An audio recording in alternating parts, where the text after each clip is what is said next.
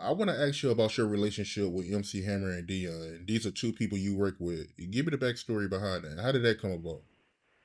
Prime always been a good dude. We liked old Deion.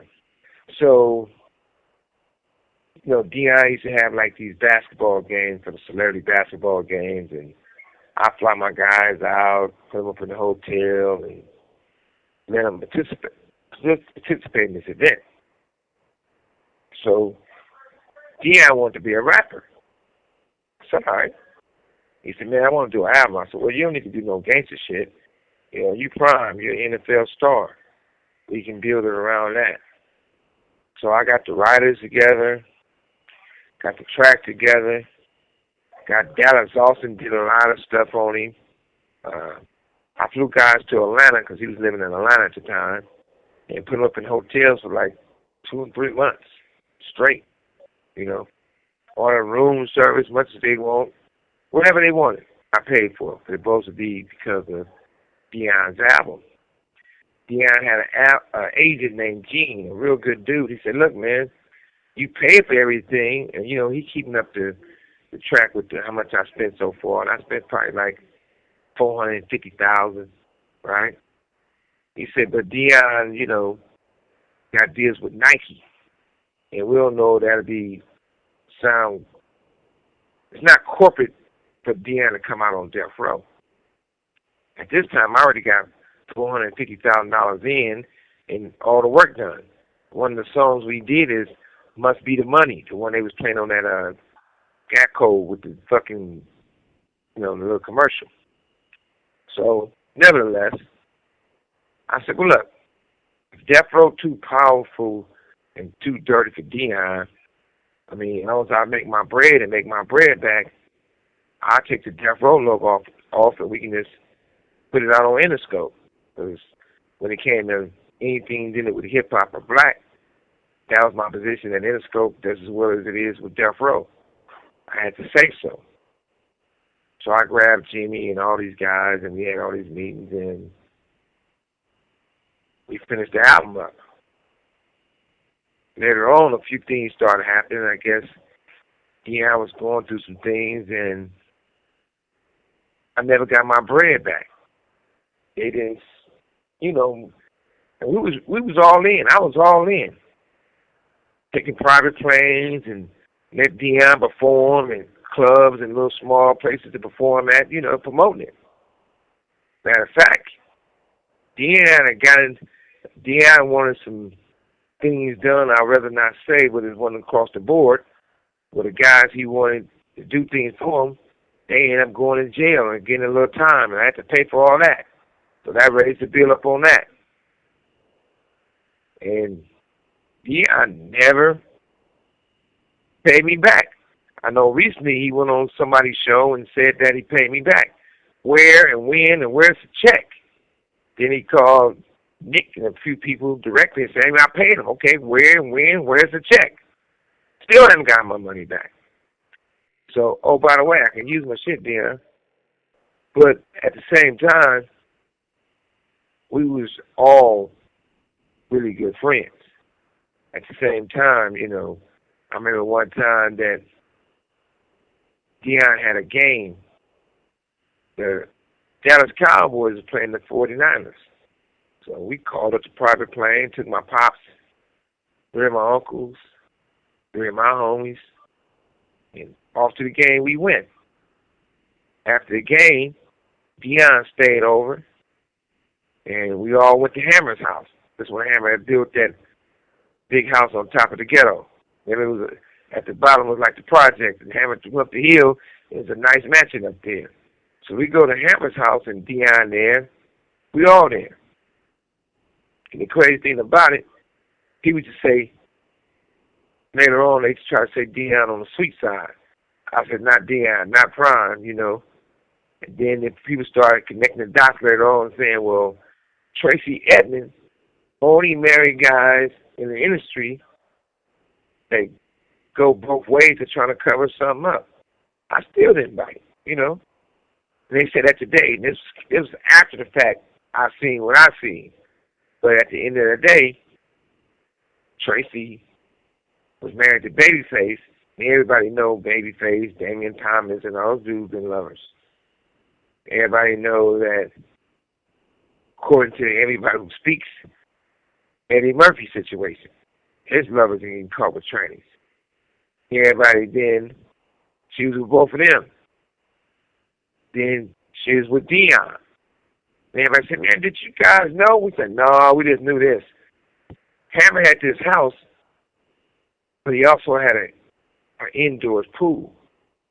You know, if you're going to put a swimming pool inside your house, you just can't put a pool inside the house and don't make the house available to have an inside pool. So we in Hammer house, your eyes burning because all This call and your telephone number will be monitored and recorded. the house was smelling like chlorine. So you know, my pop said, hey man, I gotta go, man. We're gonna get a cab or something, go back to the hotel. My eyes burning, all this chlorine. I said, yeah, it's strong as a motherfucker, but if you go, we all go. You don't gotta get a cab. I'm gonna tell, you know, Hammer and Deion and them and everybody, we out of here. So we went to go to the room, and the Hammer had this little room like you can get massages, like a little gym. Our stupid ass did not knock, and we pretty much got our eyes busted a little bit, you know. Wish I can take that one back. And I'm not gonna sit there and be lying and saying, you know, we watched a porno, but it sure seemed like it was a porno. You know, one person was getting a massage, and the other person was getting a massage was giving it look like it was a body massage. So we shot out of there, you know, and never spoke about it. But you know, certain things shouldn't be discussed, because you know, I love both of those dudes, all the love in the world for them, you know. I don't even know why this spoke a little bit of the truth, but I'm gonna really back in a little bit, you know, because I really cherish the people I do know. I really do understand that words are powerful. Sometimes the truth is stronger than anything. And I often like to try to change my ways of, I still believe in standing on the truth, but I'm not really trying to smother nobody with the truth either. Because I always say, you can say some good news about somebody, they barely make it down the street.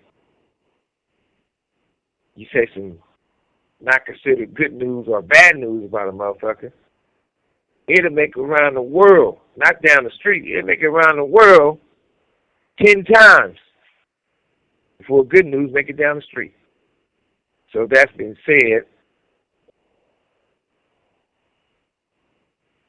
it goes without saying. That's the situation. Just like the song Must Be the Money.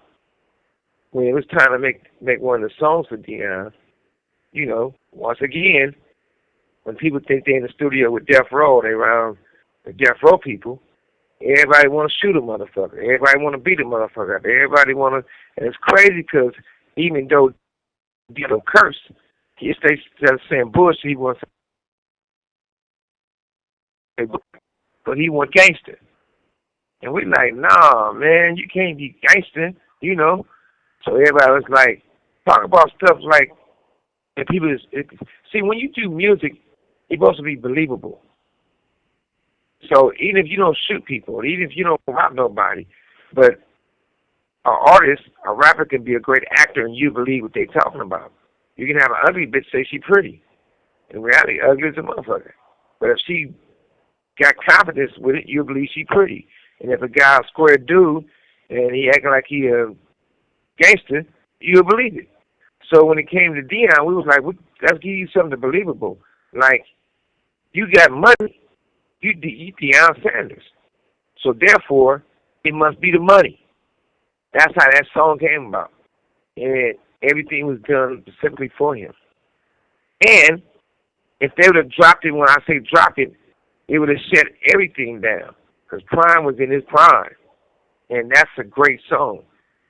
Still today, when you think about it, people came and bit that hook, but we did that hook for Deion a long time ago. By the way, Deion, you getting the publishing off of it and the commercials off of it.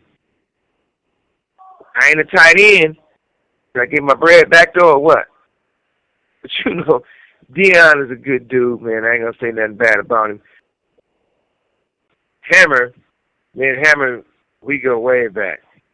And me and Louis Burrell, which is Hammer's brother, we call him Barbecue. We always been great friends, you know, been on tour together when I was out there with Al Heyman. And I was watching BET. Hammer was on there. And I didn't see Hammer, you know, anybody that really know Hammer don't go nowhere without his pieces, his watch, his chain. And I didn't see those pieces on him. So immediately I felt that something was wrong, so I got on the horn and told Hammer I need to holler at him. I better get him out to L.A. So I flew him and the homie Wee Wee out. And the minute he got there, he told me what was going on. So I took Hammer. We went and got his jewelry back, got his cards back, gave him some bread, got him a high rise.